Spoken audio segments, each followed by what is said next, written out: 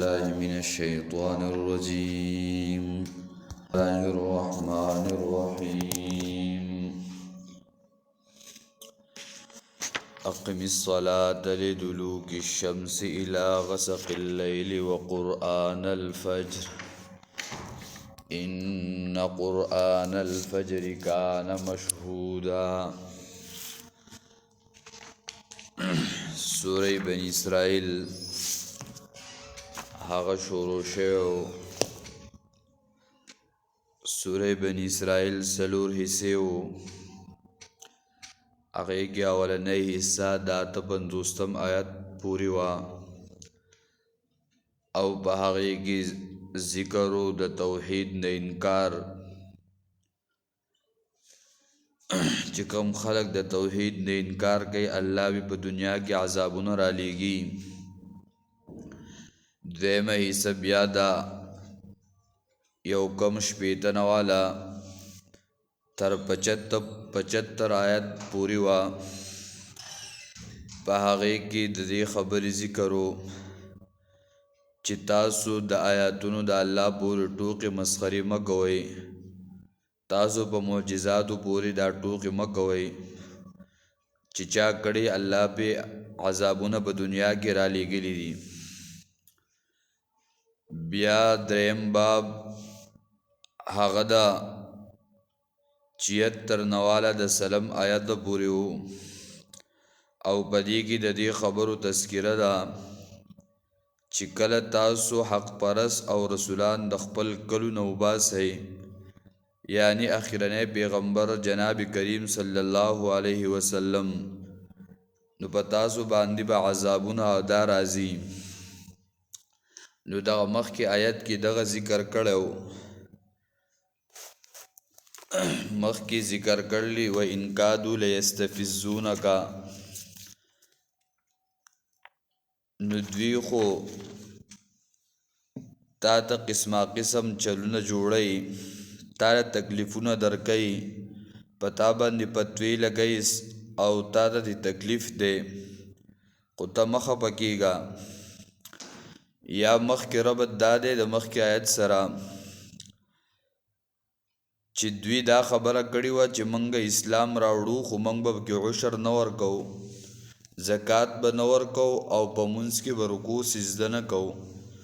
نبی علیه صلات وسلام وفرمایل چې د داسې مونځ څه خیر نشته چې په هغې کې رکوع او سجده نه وي. لہذا د دې ټولو کافرانو پروا مه کوه بلکې خپل عبادت یعنی مونځ کوه. او بیا علماو ذکر کړي دي د مانځه فایدې، او دلته به څلور امور مصلحه ذکر کوي او ورسره به آداب ذکر کوي. نو د مانځه فوایدو د هغې نه یو څو ذکر کول چې کله انسان مونځ کوي د دې انسان کپړې پاکي، بدن پاک وي او د دنه الله راضي وي، د دنه محمد رسول الله صلی الله علیه وسلم راضي وي. ځکه نبی علیہ السلام فرمایل چې دا مونځ زما د سترګو یخوالی دی او په دې سره دوی الله ته نږدې کېږي، د الله نیکان بندگان. او چې کم بد خلق وي په مانځه سره د هغوی ګناهونه معاف کېږي. چې کله دا انسان مفات شي او د منګزار وي مونځ کوي، د انسان ته آرام او راحت په قبر کې ملاویږي.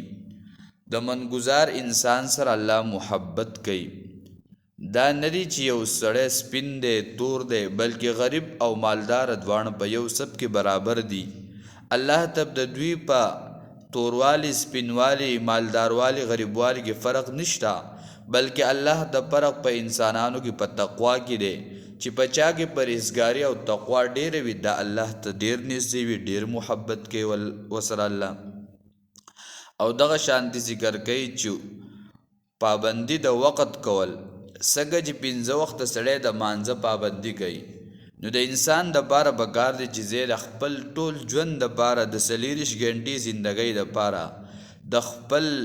وقت د پاره یو ټیم ټیبل مقرر کی چې د خپل ژوند تیرومه خو چې په دې طریقې تیر کم چې د هر سیز وخت معلوم وي د دې وجې نه نو په دې آیت کې داو چې تا مونځ کوه او بیا سورې بقره کې الله پاک فرمایي 45 نمبر آیت کې واستعینوا بالصبر والصلاة ته مدد حاصلوه په صبر سره او په مانځه سره بیا سورہ بقرہ آیت نمبر 153 کی دویمه سپارہ کی فرمائی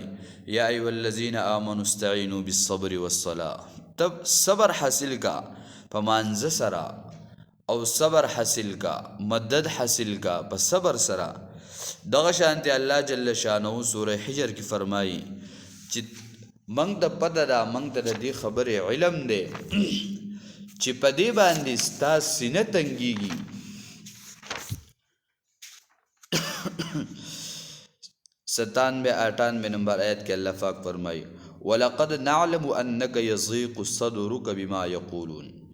یقینا پوهیږو من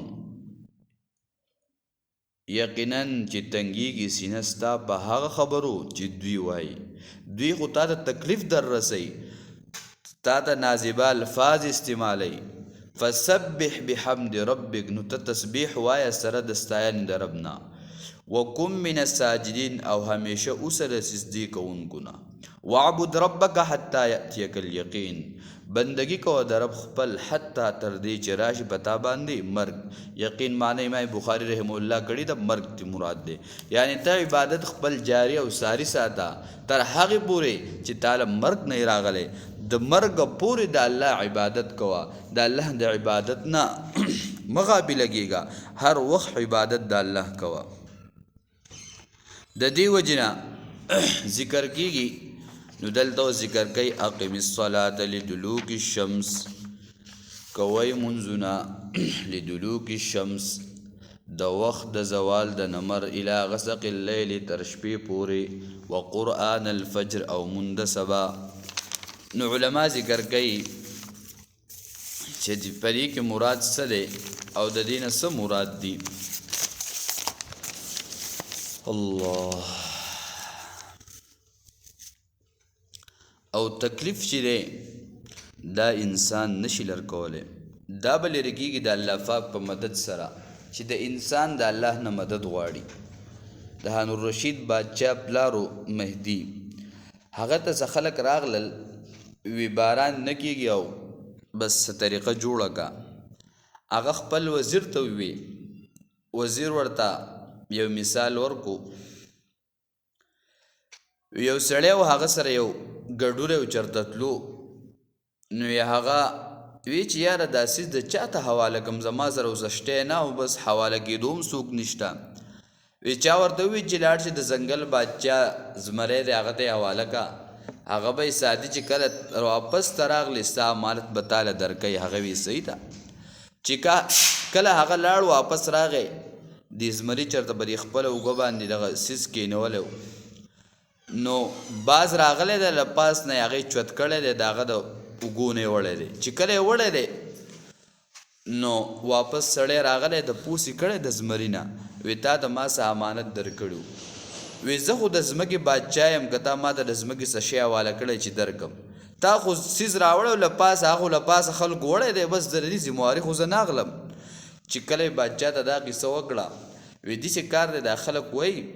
چې باران موږ له پکار دی نو د باران دپاره بر یو ذات دی هغه ته زاري پکار ده خو بادشاهان خو هغه خو بادشاهانو که نه بس وی ټوله شپه یې سر په سجده کېښودو وی جړل بس الله جل شانو هغه باران راکړي یو بادشاه د هغه سره یو وزیر و ایاز د وزیرانو به ورته وي ته را ماشوم څه له ګرځې هر ټایم دی خو ناعقله دی دی نه پوهېږي او ته یې څه له ګرځې بادشاه ورته وي تاسو خو لاړ شئ بس یو ورځ بادشاه حکم وکړو وی داسې کار دی هلکه یو ملغلر او یو قیمتي څیز یې ول ورکړو او د هغه وخت مناسب بلکې یا څه شی ول ورکړو چې تاسو ورشئ مات کړئ یو وزیر ولېږو هغه یې نه ماتېږي بل چې کله یې د ایاز ولېږو وزیر هغه لاړو هغه شی خس کو واپس یې راوړو ورېږو وله بادشاه وی دی ډېر قمقل نه دی وی دا خو ډېر حساس څیز دی خو کېدی شي بادشاه سوچ عقل په دې ذهن کې دا دماغ یې بدل شي چې دا شی هغه ورته بادشاه که ډېر لوی څیز دی خو ستا حکم دی بس ختم کړی مې دی. نو وزیران ته وي تاسو وایئ چې ایاز نه پوهېږي چې ایاز ته ما حکم وکړو اگر که هغه څیز ډېر قیمتي دی خو بس هغه خس خس کو او شی لرې کو نو تاسو وایئ چې دی نه پوهېږي. نو الله ته د الله نه مدد غوښتل الله ته آواز کول بلکې تکلیف لرې کولو والا ذات الله دی. د هغه نه غوښتو ذریعه څه د هغه مونځ دی چې انسان خپل د وخت پابندي کوي. او بیا قرآن کریم کې الله ذکر کوي د دې آیت مبارک اقم الصلاة لدلوک الشمس الى غسق الليل چې تاسو مونځ قائموئ د وخت د زوال تر نمر یعنی چې کله زوال وشي نو تاسو مونځ قائموئ الى غسق الليل و قرآن الفجر تر شپې پورې یعنی مازیګر ماسپښین مونځ قایم کوي مازیګر وکوي ماښام وکوي ماخوستن وکوي. علما ذکر کوي وی دا دوه مونځونه دا په پټه ولې راغلي دي. وی د مکې مشرکان چې کله به نبي علیه السلام په مانځه ولیدو وی دوی به هڼ کو وی الله حکم راولېږو زما حبیب دا ماسپښین مونځ پټ که. وی مازیګر به بیا هڼ کوي زما حبیب دا مازیګر هم پټ که. وی ماښام په چغه کولې وی دا خلک مشغوله دی په لوبو سره مشغوله دی. که موږ سوچ وکړو بر ډېر خلک به دغه بره ډاک کې ناستي مونځ اذان باوري ښه به دغه کوي مانځله نه راځي. وی ماخوستن هم په چغه کوي ولې وی ځکه په ډوډۍ کې مصروفه نو ماخوستن مونځ د هغه نه په ډوډۍ کې لاړه شي وروسته او وی سهار مونځ وی هغه دې په خوب کې لاړ شي دوی خودی. نو موږ که سوچ وکړو چې دا ټول کارونه په موږ کې موجود دي نو خو الله پاک دې موږ او تاسو ته اسانه کړي. آیت کی تفصیل لے انشاءاللہ بیا به سبا نور تفصیل کو الله دې موږ او تاسو د صحیح عمل توفیق راکړي. اللهم ربنا آتنا فی الدنیا حسنه وفي الآخرة حسنه وقنا عذاب النار برحمتك.